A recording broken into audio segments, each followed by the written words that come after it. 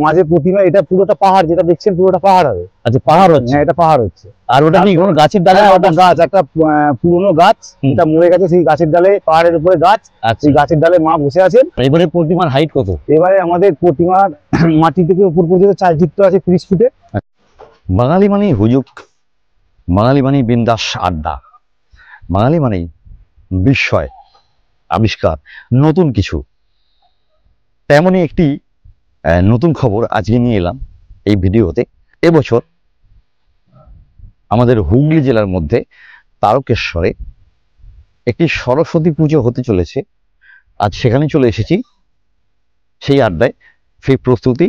আর হাতে আছে মাত্র 2 দিন। কতদূর হলো সেই প্রতিমা নির্মাণ, আদৌ সেখানে রং পড়লো কিনা, মূর্তি ফিনিশ হলো কিনা, এবং সেই সাথে এখানে হয় একটা বড় মেলাও। সবটুকু বলবো। কিভাবে আসবে, কবে আসবে, কতদিন থাকবে এই মেলা, কতদিন থাকবে এই প্রতিমা। সঙ্গে থাকো, দেখতে থাকো A2 All চ্যানেলে। সকলকে স্বাগতম, আমি অতন। একটা সুন্দর গ্রামীণ পরিবেশ। এদিকে রয়েছে দিগন্ত বিস্তৃত মাঠ। এখন অবশ্যই আলুর সিজন, আলু গাছে দেখতে পাচ্ছ। রয়েছে বাঁধ, বাঁধের উপর দিয়ে রয়েছে পিচ রাস্তা। আর এই পিচ রাস্তা থেকেই এইভাবে ঢাল বরাবর, ঢালে রাস্তা করা হচ্ছে, সেখান দিয়ে নেমে আসতে হবে।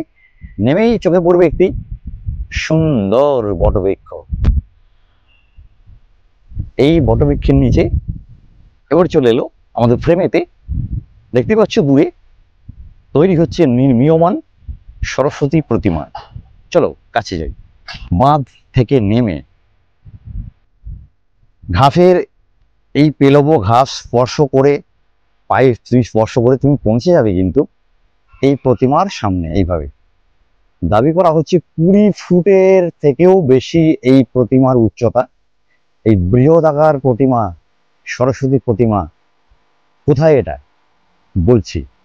বলবো কেমন ভাবে নির্মাণ হচ্ছে এই প্রতিমা, কবে থেকে ওপেন হবে, কবে থেকে খুলে দেওয়া হবে দর্শকদের জন্য, সব জানাবো। সঙ্গে থাকো। প্রথমেই দেখে নিই আমরা মা সরস্বতীর বাহন হাঁস। একেবারে সম্পূর্ণ মাটির সাহায্যে সজ্জিত করা হচ্ছে। এই মুহূর্তে রং করা হচ্ছে দেবী প্রতিমাকে। সত্যি সুউচ্চ। হ্যাঁ, অবশ্যই 20 ফুটের থেকে হয়তো বেশি হবে, দেখে যেটা মনে হচ্ছে আমার প্রাথমিকভাবে। তো এখানে পেয়েছি যে শিল্পীরা রং করছে, ওদেরকে পেয়েছি, দেখি কথা বলি।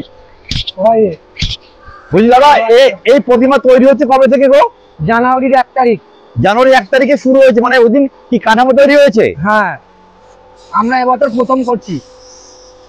এখানে কি এইরকম বড় বড় প্রতিমা প্রতি বছর হয়? হ্যাঁ, প্রত্যেক বছর। আচ্ছা, এই প্রতিমার হাইট কত আছে মোটামুটি? 30 ফুট। 30 ফুট? হ্যাঁ, 30 ফুট হাইট আছে। 30 ফুট হাইট আছে। আমি তো ভাবছিলাম 20 ফুট হবে হয়তো। না না, 30 ফুট পুরো পারবে। 30 ফুট। দেখো ওরা রং করছে, প্রত্যেকটি কথা বলছে। আমি তো ভাবছিলাম যে 20 ফুট হাইট হবে, কিন্তু এরা বলছে 30 ফুট হাইট। আর আজকে কি রং, এটা কি রং করছো নাকি না? হ্যাঁ, এটা গোলা মারা হচ্ছে। রং কবে হবে? রং আজই হবে। আজকে রং হয়ে যাবে? হ্যাঁ। আর মায়ের সাজ তো সম্পূর্ণ মাটি, তাই তো? হ্যাঁ। দেখো কত সুন্দর রং করছে। পুজো তো তোমার 2 তারিখে, আজকে 29 তারিখ, মানে হাতে আছে তোমার 2 দিন, তারপরে হয়ে যাবে কমপ্লিট হয়ে যাবে। বাহ। আর এ পাশে এটা কি কোনো গাছ? হ্যাঁ, ওটা গাছের মধ্যে হচ্ছে। আচ্ছা, গাছের মধ্যে, গাছের ডালে কি প্রতিমা বসে আছে নাকি? প্রতিমা বসে আছে গাছের ডালে। গাছের ডালের উপরে বসে রয়েছে সরস্বতী, মা সরস্বতী। বলছি 30 ফুট হাইট। হ্যাঁ, এখন বুঝতে পারছি হবে। একটু ভালো করে নিরীক্ষণ করলে বোঝা যাচ্ছে, হ্যাঁ অবশ্যই 30 ফুট। মাথার মুকুটটা বাদ দিলে মোটামুটি 1 ফুট 1.5 ফুট বাদ দিলে মোটামুটি 27.5 থেকে 28 ফুট এখনই আয়তনটা হবে। বিশাল আকার ঠাকুর। একটা প্লে গ্রাউন্ড। তো এখানে এই জায়গায় এত সুন্দর একটা পুজো, অথচ আমরা কাছাকাছি থেকে জানতে পারি না। আমি জানতাম না, আমি আজকে ইনফরমেশন পেলাম যে এখানে এই বিশাল পুজো হয় এবং প্রতি বছর হয়, এটা প্রথম না। এখানে কিন্তু যে কদিন পুজো থাকে সেই কদিন কিন্তু এখানে বিভিন্ন রকম অনুষ্ঠান হয়ে থাকে, যার জন্য অনুষ্ঠান মঞ্চ এখানে বাঁধা হয়েছে। এবং সেই সাথে এই পুরো মাঠ জুড়ে বসে যায় জমাটি একটা মেলা। তো এই পুজো কমিটির উদ্যোক্তাদের মধ্যে আপনি মানে প্রধান, তাই তো? আমি সেক্রেটারি। সেক্রেটারি। আচ্ছা, এটা কি কোনো ক্লাবের পুজো? হ্যাঁ, ক্লাবের পুজো। ক্লাবের আর নেই, এখন দুটো গ্রামের পুজো হয়ে গেছে। এখন আচ্ছা। সার্বজনীন হয়ে গেছে, আর সার্বজনীন ক্লাবের মধ্যে হয়ে গেছে। সীমাবদ্ধ নেই। কত বছর আপনারা এই পুজোটা করছেন? এই পুজোটা আমরা ভেতরে ছিলাম, ভেতর থেকে আমরা এখানে এসেছি 15-16 বছর হয়ে গেছে। আচ্ছা। আর আমরা ভেতরে ছিলাম, ভেতরে আমাদের জায়গায় পেছে কুলো ছিল না, আস্তে আস্তে বাড়ছে তো পুজো, ওই জন্য আমরা 16 বছর আগে এখানে এসেছি। আচ্ছা। আর এসে আমরা প্রথমে ছোট ঠাকুর করতাম, করতে করতে করতে করতে বড় ঠাকুরে আস্তে আস্তে এলাম। ট্রেডিশন সব চেঞ্জ হচ্ছে দেখি। বড় ঠাকুর করতেই ভিড় ভাট্টা, আর তারপর অনুষ্ঠান থাকে, এই 6 দিন ধরে অনুষ্ঠান থাকে, ব্লাড ডোনেশন ক্যাম্প থাকে, কচিকাঁচা পড়ুয়াদের পেন খাতা বিতরণ থাকে, রক্তদান শিবির থাকে। আচ্ছা।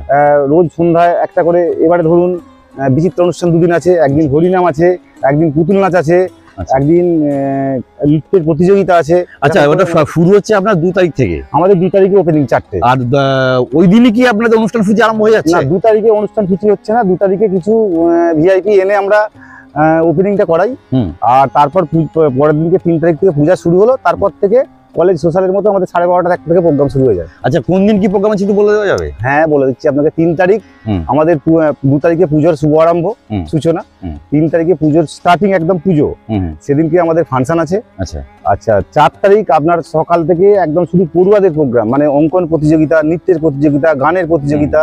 এবার ওদেরকে নিয়েই সন্ধ্যাবেলা একটা সাংস্কৃতিক প্রোগ্রাম থাকে। কেমন? আচ্ছা। আচ্ছা, 4 তারিখে আপনার এই খেলাধুলা মিনস আপনার হাঁড়ি ভাঙা প্রতিযোগিতা, মিউজিক্যাল চেয়ার, এই সবগুলো থাকবে। সন্ধ্যায় ওই কচিকাঁচা পড়ুয়াদের নিয়ে ও একটা প্রোগ্রাম থাকে, সাংস্কৃতিক প্রতিযোগিতা আছে। তারপর দিন আছে কলকাতা থেকে ব্যান্ড আসবে। বিচিত্র অনুষ্ঠান। ওটা 6 তারিখ? 6 তারিখ। 7 তারিখে আছে আপনার পুতুল নাচ। আর 8 তারিখ আছে হরিনাম। আর একটা কথা, 7 তারিখ শুক্রবার হচ্ছে আপনার আমাদের ব্লাড ডোনেশন ক্যাম্প আছে। আর একটা শুনলাম বাউল গান? না, বাউল গান এবারে আমরা অফ রেখেছি মানে পুতুল নাচটাকে ঢুকিয়েছি। আচ্ছা আচ্ছা। তাহলে ঠাকুর মানে প্রতিমা দর্শন করা যাবে 2 তারিখ থেকে এবং চলবে আপনার 8 তারিখ পর্যন্ত। 9 তারিখে আমাদের 10টা থেকে 11টা, 4, 5, 6, 7, 8, 7 দিন ঠাকুর থাকে? 7 দিন ঠাকুর থাকবে। আচ্ছা। আর 2 দিন ঠাকুর বিজয়, দিনের বেলা বিজয়। আর এই মাঠ জুড়ে কি সম্পূর্ণ মেলা বসে? এই মাঠ জুড়ে, পুরো মাঠ জুড়ে মেলা বসে। এদিকটা থাকে অনুষ্ঠান পারপাস, আর এখান থেকে ওদিকটা পুরোটাই মেলার দোকান পাশা বসে। আচ্ছা। সব আছে। আচ্ছা। আর এবারে প্রতিমার হাইট কত? এবারে আমাদের প্রতিমার মাটি থেকে উপর পর্যন্ত চালচিত্র আছে 30 ফুটে। আচ্ছা। মাঝে প্রতিমা, এটা পুরোটা পাহাড়, যেটা দেখছেন পুরোটা পাহাড় হবে। আচ্ছা, পাহাড় হচ্ছে? হ্যাঁ, এটা পাহাড় হচ্ছে। আর ওটা কি কোনো গাছের ডালে? ওটা গাছ, একটা পুরনো গাছ, যেটা মরে গেছে, সেই গাছের ডালে, পাহাড়ের উপরে গাছ, সেই গাছের ডালে মা বসে আছেন। আর উপরে পিছন দিকটা পুরো সিনারি, ব্যাকগ্রাউন্ডটা পুরো সিনারি হবে, আকাশ এরকম সিনারি হবে। আর প্রতিমার স্বাস্থ্য সম্পূর্ণ মাটি দেখতে পাচ্ছি? হ্যাঁ, সবটাই মাটির থাকে আমাদের। আচ্ছা। আর আরেকটা ব্যাপার আমি শুনেছিলাম, এই প্রতিমা বিসর্জন কি করে হয়? এই প্রতিমা বিসর্জনে মানে ফায়ার ব্রিগেড দেখেছেন? আমরা তখন ফায়ার ব্রিগেডের মতো কাজ করি। 2টো মোটর এখানে জুড়ে দিই, 2টো মোটর জুড়ে এরকম ধুই, আর পিছন দিক থেকে প্রথমে মাটি গলিয়ে সরানোর পর যেই খড়টা বেরিয়ে যায়, তারপর কেটে নামাতে। আচ্ছা, ওটা ওই দিন কি হবে? হ্যাঁ, ওই দিনেই সন্ধ্যা থেকে হয় নাকি? না, তাহলে ওটা আপনার 9 তারিখে বেলা 11টা থেকে। বেলা 11টা থেকেই প্রসেসিংটা শুরু হয়ে যায়? হ্যাঁ। তাহলে এত বড় প্রতিমাকে তো নিয়ে না, এখানেই তৈরি। তো কিভাবে আসবে দর্শক যারা আসতে চাইবে, যারা জানে না কিভাবে আসবে, একটু সহজ করে বলে দিন। একদম সহজ করে বলছি, তারকেশ্বর থেকে টোটোয় যদি চাপেন চাউলপুরি মোড় বা বাস স্ট্যান্ড, যদি বলেন আমরা বড় সরস্বতী যাবো নসিপুর, আপনাকে টোটো অটো নিয়ে চলে আসবে। আর কত ভাড়া নেয়? এখান থেকে 25 টাকা ভাড়া নেবে। ওখান থেকে ডাইরেক্ট অটো আপনার তেঘড়ি মোড় দিয়ে যদি ঘুরে ডাইরেক্ট ঘুরে এখানে আসেন, 25 টাকা ভাড়া নেবে। এবার যদি আপনি কাটা সার্ভিস আসেন, তেঘড়ি মোড়ে নামতে পারেন, ওখান থেকে অটো পাবেন বা টোটো পাবেন, মোহনবাড়িতে নামতে পারেন বা কুলতেঘড়ি মোড়ে নামতে পারেন। সেই ক্ষেত্রে একটু কম হবে ভাড়াটা। ডাইরেক্ট